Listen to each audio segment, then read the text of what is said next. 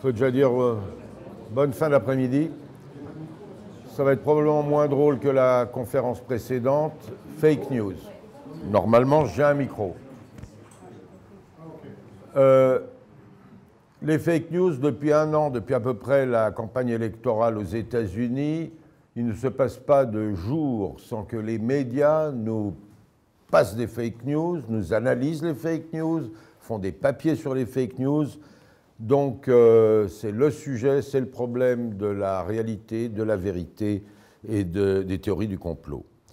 Pour ma part, je vais d'abord évoquer deux grandes théories du complot. Une qui intrinsèquement démarre en disant « le monde est déjà gouverné par un groupe qui décide tout, qui veut détruire, qui veut faire ». Et la deuxième théorie du complot démarre d'un événement qui, au fil des semaines et des mois, se transforme en théorie du complot. Pour moi, le premier grand fake news de l'histoire, avec un grand H, est certainement un texte appelé « Les protocoles des sages de Sion ». On sait que ce document a été rédigé au tout début du XXe siècle à Paris par un émigré russe travaillant pour le compte de la police secrète du Tsar. Il décrit un vieux sage qui rappelle les succès que les Juifs auraient obtenus par la patience, la pénétration des sociétés européennes, responsables de la Révolution française, responsables des théories de Darwin qui détruisent les grandes idées de la religion. Au cours d'une vingtaine de réunions secrètes, chaque fois c'est un protocole, les chefs juifs auraient établi un plan de domination du monde par la violence, les guerres, les révolutions, la modernisation, le communisme et même le capitalisme. Tout cela, au début du XXe, a circulé dans certains milieux jusqu'au mois de mars 1920. Là, à Londres, ce quotidien très respectable qu'est le Times révèle l'existence de Le Péril juif, un pamphlet dérangeant, et le Times demande une enquête. Les Juifs ont tout organisé, y compris la révolution bolchevique. Le Times, c'est sérieux, c'est du lourd. La crédibilité n'est pas mise en doute. Cela signifie que les protocoles sont authentiques. Winston Churchill lui-même tombe dans le panneau et publie un article critiquant les révolutionnaires juifs qui voudraient détruire la civilisation. Les protocoles circulent un peu partout en Europe, sont traduits, diffusés. Il faut attendre le mois d'août 1921 pour que le Times publie une série d'articles démontrant qu'il s'agit d'un faux. Ce faux est toujours omniprésent, vous l'avez aujourd'hui sur le web partout. Hitler en a fait un des arguments de son Mein Kampf. Les textes des protocoles des sages de Sion sont traduits en arabe, largement diffusés au Proche-Orient. Je les ai trouvés dans des librairies au Caire ou en Jordanie. Les frères musulmans en Égypte y font référence, ainsi que le Hamas dans sa charte. Ils ne sont pas interdits par la loi française depuis 2008. L'idée de ce grand complot juif ou sioniste ressurgit régulièrement sous une forme ou une autre, et pas seulement dans le monde arabe. Par exemple, l'attentat des tours jumelles à New York le 11 septembre 2001, eh bien, parmi les théories qui circulent, celle d'une opération du Mossad destinée à porter atteinte à l'image de marque de l'islam. La preuve, selon la rumeur qui circule, les Juifs avertis auraient quitté les tours jumelles juste avant l'explosion. C'est évidemment faux, de nombreux Juifs sont parmi les victimes et cela n'empêche pas de nombreuses personnalités, y compris en France, de croire encore à cette théorie du complot. Ça, c'est la désinformation par la théorie. Des chercheurs les ont analysés et établi des modèles. Aux États-Unis, le professeur Daniel Pipes explique ainsi « La pensée conventionnelle s'attache d'abord aux faits, puis bâtit une théorie. Un processus qu'il appelle induction. Les conspirationnistes, selon lui, renversent l'ordre des facteurs. Ils commencent par établir un paradigme, puis, pour le démontrer, organisent l'information autour. C'est ce qu'il appelle le processus de déduction, où les convictions précèdent et l'emportent sur les faits. En se concentrant sur ce qui correspond à leur théorie, les conspirationnistes ignorent tout le reste. En France, le politologue Pierre-André Taguieff, qui est aussi philosophe, a analysé les théories du complot sur la base des protocoles des sages de Sion, à partir desquels il a extrapolé sur l'antisémitisme contemporain. Et là, on vient à mon affaire personnelle. Ces deux grands spécialistes des théories du complot en ont eux-mêmes créé une qui m'a personnellement concerné.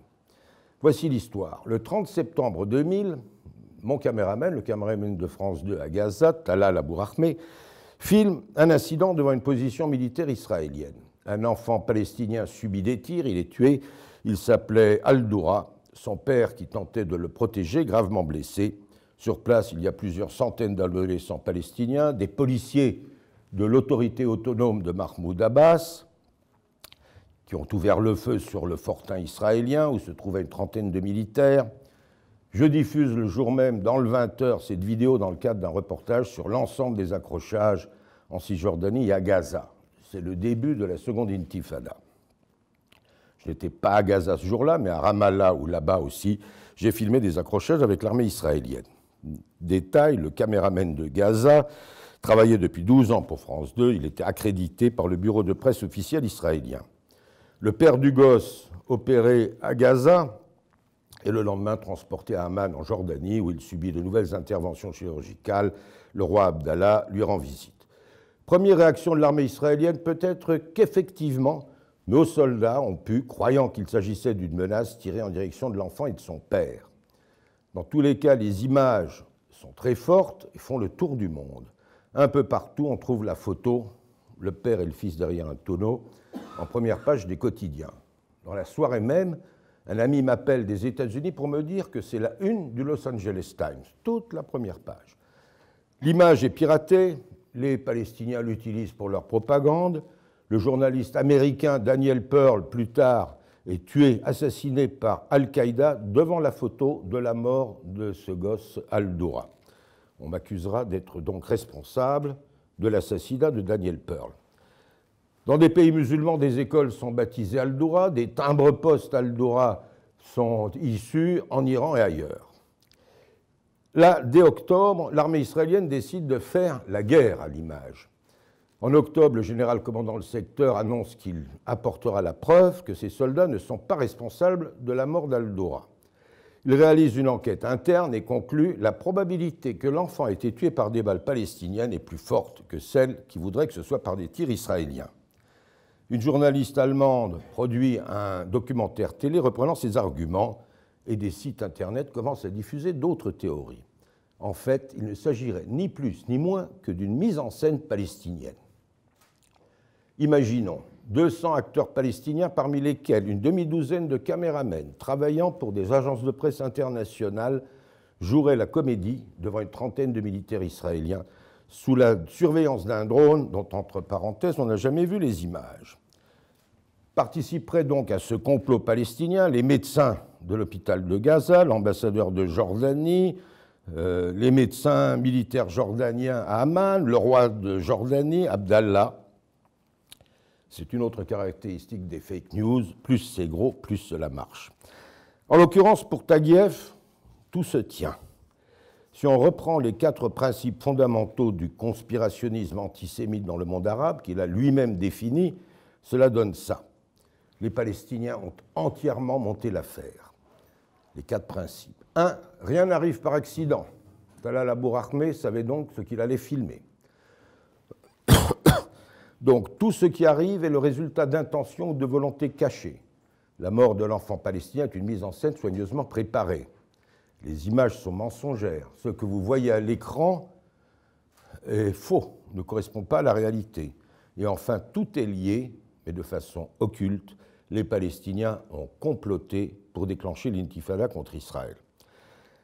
Entre nous, si les Palestiniens étaient capables de monter une mise en scène avec des centaines de participants à Gaza, en Jordanie, avec le roi de Jordanie, sans que rien ne filtre, sans que les services de sécurité israéliens en aient la moindre idée, le moindre renseignement, il y aurait belle lurette qu'ils auraient gagné leur combat face à Israël.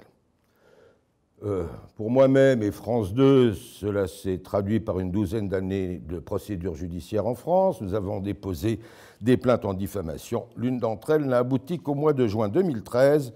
La personne que nous attaquions a finalement été condamnée à 7 000 € de dommages et intérêts. En Israël même, dès le début, nous avons déclaré, France 2 et moi, officiellement, que nous n'accepterions de participer à une enquête qu'à la condition qu'elle se fasse sous contrôle judiciaire, c'est-à-dire selon les standards internationaux.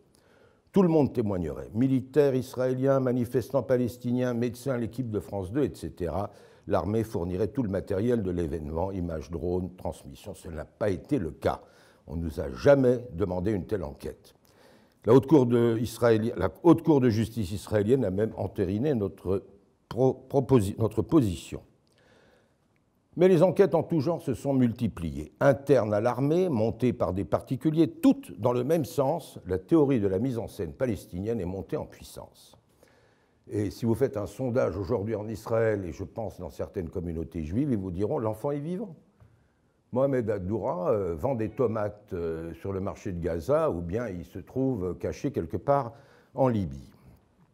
Alors pourquoi et comment ce genre de théorie se développe? L'explication, je l'ai trouvée chez David Aharonovitch, un chercheur britannique, qui a énuméré les caractéristiques de ce qu'il appelle les histoires vaudou.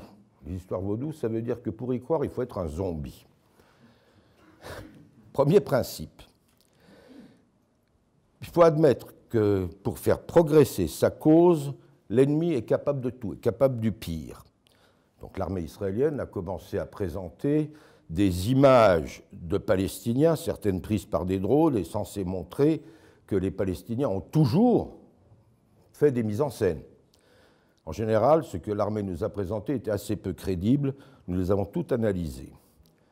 Deuxième principe qui apporte des arguments à la théorie du complot, présenter des experts qui déterminent scientifiquement, voilà, il y a bien eu, on a essayé de nous faire marcher. Une masse de détails le prouverait. En l'occurrence, il y a eu une enquête du général, commandant le secteur, un ancien policier commissaire principal et le responsable scientifique d'une société israélienne de systèmes électroniques ont analysé les images filmées par le caméraman et conclu que les balles ne provenaient pas de la position israélienne. On n'a jamais eu les détails techniques de cette enquête. En fait, à Gaza, le site où s'est déroulé cet incident a été très vite détruit par l'armée. Il n'y a aucune preuve matérielle. Troisième principe des histoires vaudou, il faut amener des personnages de premier plan ainsi que des médias importants qui cautionnent la découverte du complot. Dès le printemps 2002, Alain Finkielkraut, Jacques Tarnero, le sociologue, Shmuel Trigano, un professeur, avait au cours d'une conférence de presse déclaré que les tirs sur l'enfant israélien venaient du côté palestinien et pas de l'armée israélienne. Par la suite, des personnalités de premier plan, Elie Barnavi, ancien ambassadeur, un rédacteur en chef de l'Express, du Monde, Richard Prasquier, le président du CRIF, etc., le Wall Street Journal, ont d'une manière ou d'une autre adopté la théorie du complot. Ça va aller plus loin. En 2004, à l'Assemblée nationale, le député Roland Blum a posé une question au ministre de la Communication demandant à France 2 des preuves de la mort de l'enfant palestinien. Quatrième principe, les partisans du complot adoptent leur théorie en fonction des preuves qui leur sont présentées. On fait un fact-checking et on vous dit ça ne veut rien dire. Lorsque France 2 a proposé d'aider le père de l'enfant à effectuer des tests ADN sur le corps du gamin, la réponse du CRIF a été « cela ne prouvera rien ». Enfin, cinquième principe, encore plus gros, de théorie vaudou, ceux qui croient au complot expliquent qu'ils font face à une cabale organisée ou soutenue par les autorités. Selon Nidra Polaire, une journaliste américaine basée à Paris, le gouvernement français lui-même aurait pu participer à la conception et à la réalisation de cette mise en scène qu'elle considère comme calomnieuse. Elle l'a publiée dans des médias américains. Alors, elle imaginait Jacques Chirac, président à l'époque, qui dit « Anderlin dit à Talal à Gaza de monter une mise en scène pour déclencher l'intifada ». On en est là, plus c'est gros, plus ça marche. Il faut conclure une chose fondamentale, le fact-checking a ses limites. Plus récemment, des chercheurs de Sciences Po Paris et de la Paris School of Economy ont soumis en mars dernier, en pleine campagne présidentielle, 2500 électeurs à des fake news sur les migrants. L'étude que vous trouvez sur le site slate.fr est révélatrice. Ils ont formé 4 groupes égaux. Le premier ne recevait aucune information. Le second lisait une série d'accusations de Marine Le Pen sur l'immigration. Disait-elle, 90% des réfugiés arrivant en France sont des hommes venus profiter du système social français. Le troisième groupe a reçu des statistiques officielles sur les migrants et rien d'autre. Le quatrième, les accusations de Le Pen ainsi que les statistiques officielles. Les fake news et le fact-checking. Les chercheurs ont ensuite posé des questions aux personnes sondées, notamment sur leurs intentions de vote. Résultat, les électeurs sondés ont fini par accepter la vérité, mais n'en ont pas tenu compte. La vérification des faits échoue complètement à contrecarrer l'effet persuasif des arguments des populistes fondés sur de fausses nouvelles. Donc, c'était le cas pour le FN. Vous leur dites ce que Mme Le Pen publie, voici les statistiques officielles. Bien oui, c'est vrai, elle a dit des bêtises, elle s'est trompée, mais ça ne change pas mon vote. Il faut dire aussi que la notion de fake news a perdu en partie de sa signification. Donald Trump, pendant sa campagne électorale, et encore tout récemment, qualifie ses ennemis de la grande presse américaine de fake news. CNN, ABC, CBS, le New York Times, le Washington Post désinforment, dit Trump, ils diffusent du fake. L'accusation du président américain vient donc renforcer la méfiance du public envers les grands médias traditionnels. Ils ont perdu en audience au fil des ans. En 2012, un sondage a montré que 60% des Américains disaient ne pas faire trop confiance, voire pas du tout, aux médias de masse. En Israël, Benjamin Netanyahou a repris cette idée trumpienne et traite de fake news les organes de presse qui le critiquent. Cela revient aussi à créer le chaos dans une partie du public. En France, selon un sondage publié par Le Figaro, 24% seulement des personnes interrogées pensaient que les journalistes étaient indépendants des pressions politiques ou économiques. 48% des sondés reçoivent leurs sources d'information de la télévision, 25% de l'Internet. Les chiffres sont encore plus impressionnants lorsqu'on considère les 18-24 ans, 41% reçoivent leurs informations d'abord des réseaux sociaux. Là, je ne résiste pas au plaisir de citer Umberto Eco, l'écrivain, qui résume tout dans cette citation qui est devenue célèbre. Les réseaux sociaux ont donné le droit à la parole à des légions d'imbéciles qui avant ne parlaient qu'au bar, après un verre de vin, et ne causaient aucun tort à la collectivité. On les faisait taire tout de suite, alors qu'aujourd'hui, ils ont le même droit à la parole qu'un prix Nobel. C'est l'invasion des imbéciles. Tout un chacun peut ouvrir un blog, le baptiser agence de presse, publier des vidéos, des photos retravaillées au Photoshop. Mais la formule d'Umberto Eco est insuffisante. Des organisations politiques utilisent des sites dédiés ainsi que les réseaux sociaux, Twitter et Facebook, pour influencer le processus diplomatique. Aux États-Unis, InfoWars, dont l'audience est croissante, a pris Hillary Clinton pour cible, l'impliquant dans un pseudo-réseau pédophile appelé Pizzagate, auquel aurait participé John Podesta, son directeur de campagne. Donc, voilà. Et puis, Breitbart News de Stephen Bannon, l'ancien conseiller de Trump et très anti-migrant. Il a diffusé des fakes sur des émeutes de réfugiés arabes à Dortmund en Allemagne pendant le Nouvel An.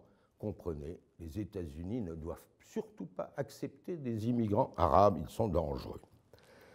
Deux chercheurs de l'université de Stanford ont examiné l'influence de ces fausses nouvelles sur la présidentielle américaine. Selon eux, un seul article aurait dû convaincre 0,7% des électeurs votant Clinton ou s'abstenant de voter Trump de changer d'avis. Mais 1,2% seulement des personnes testées se souvenaient avoir vu une fake news.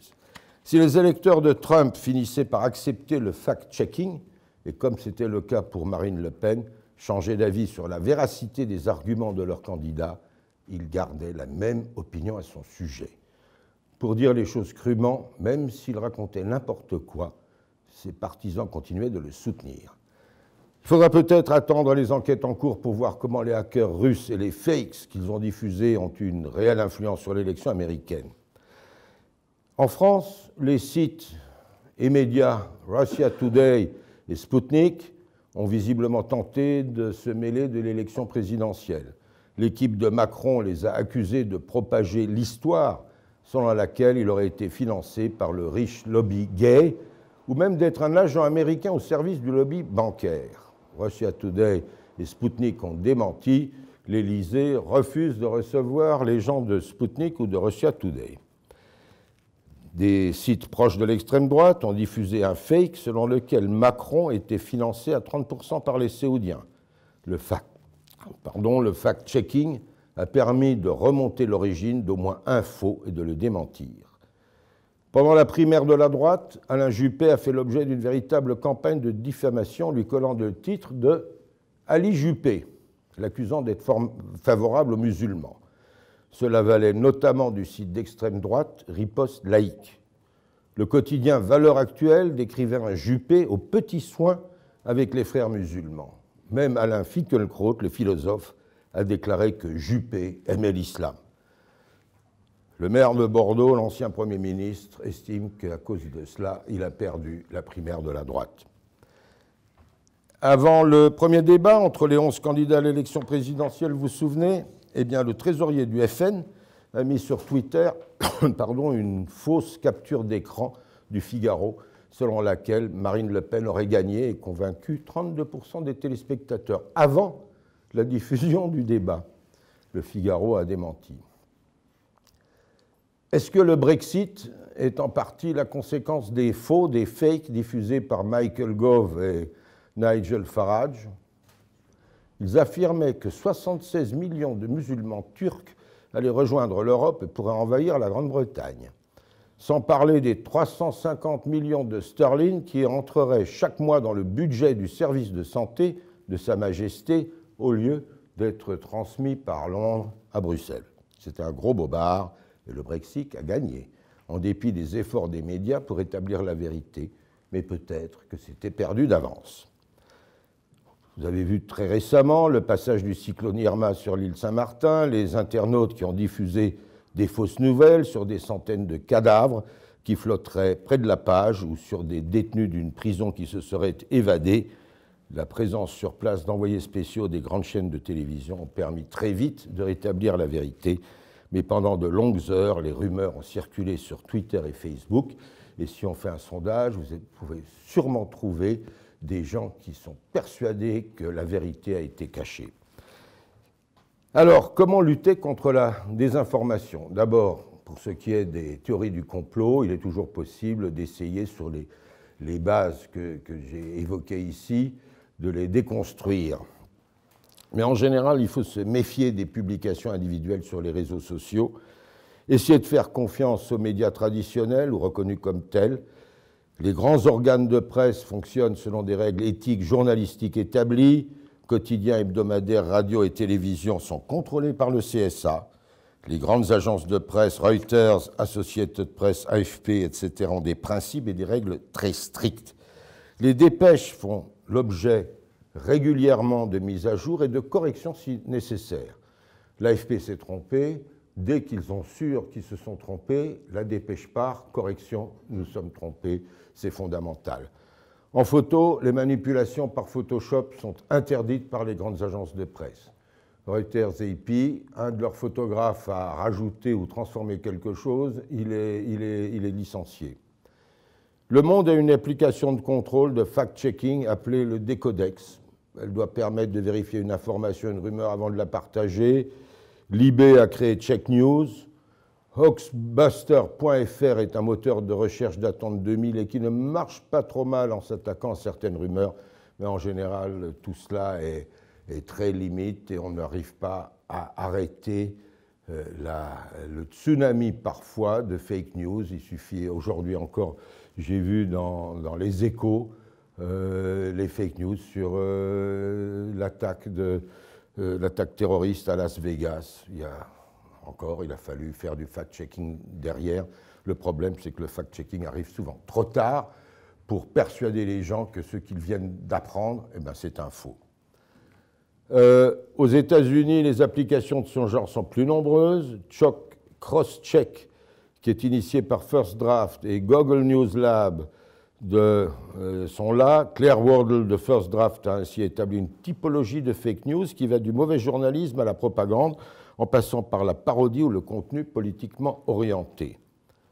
Facebook et Twitter et Google essayent de contrôler leurs réseaux, qui sont l'autostrade où nous arrivent ces fausses nouvelles. Mais c'est la première fois que je parle devant tellement de geeks. Alors, je vous lance un défi. Qui écrira l'algorithme ultime? Imaginons, vous avez une application qui est dans votre mobile, votre ordinateur, votre tablette, et puis vous recevez tout, quelque chose arrive, et puis l'appli vous dit « Attention, c'est un fake ». Aujourd'hui, vous êtes obligé d'aller vérifier, d'aller vérifier, d'aller vérifier. Alors, voilà, Intech, faites-nous l'application qui va tuer une fois pour toutes les fake news. Alors, pour le dernier plaisir, je vais vous montrer quand même quelques photos qui sont des beaux fakes. Voilà. En haut, vous avez la photographie célèbre d'Obama, Biden, le vice-président. La Maison-Blanche assiste presque en direct à l'assassinat de Ben Laden au Pakistan. Voilà, c'est une photo historique de la Maison-Blanche. La photo en dessous a été publiée par un quotidien juif orthodoxe de New York. Eh bien, ils ont l'habitude, ils ne passent jamais une photo de femme. Les ultra-orthodoxes juifs n'aiment pas montrer les photos de femmes. Alors, il n'y a plus Hillary Clinton et puis il n'y a plus la dame qui est là-bas au fond. La Maison-Blanche a protesté. Il y a des conditions à l'utilisation des photos prises par la Maison-Blanche. Donc, ils ont été obligés de s'excuser, mais je crois qu'ils n'ont pas repassé la photo d'origine. La chose suivante. Voilà. Alors ça, c'est typique. C'était une grande réunion sur le Proche-Orient. Vous avez Moubarak, Netanyahou, Obama, Abbas et le roi d'Abdallah. Mais pour le quotidien Al-Aram au Caire, c'est pas bien. Le président. Et on a Moubarak en premier, Obama derrière, Netanyahou et les autres. C'était en première page de Al-Aram. Ça, voilà. Ça, c'est autre chose. C'est Adnan Hadj, photographe de Reuters, à Gaza pendant une opération israélienne. Alors, il a trouvé qu'il n'y avait pas assez de fumée des bombardements israéliens, alors il en a rajouté. Eh bien, il a été licencié, Reuters l'a viré. Les agences de presse ne travaillent pas sur Photoshop. Voilà, alors ça, c'est encore quelque chose d'assez curieux. En bas, vous avez la maman de Michelle Obama, ils descendent l'escalier, et puis là, elle a disparu, par contre, il reste une main, là.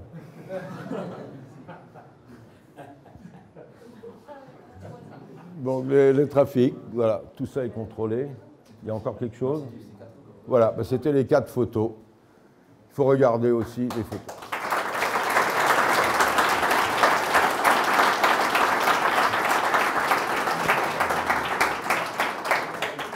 Merci. Hein?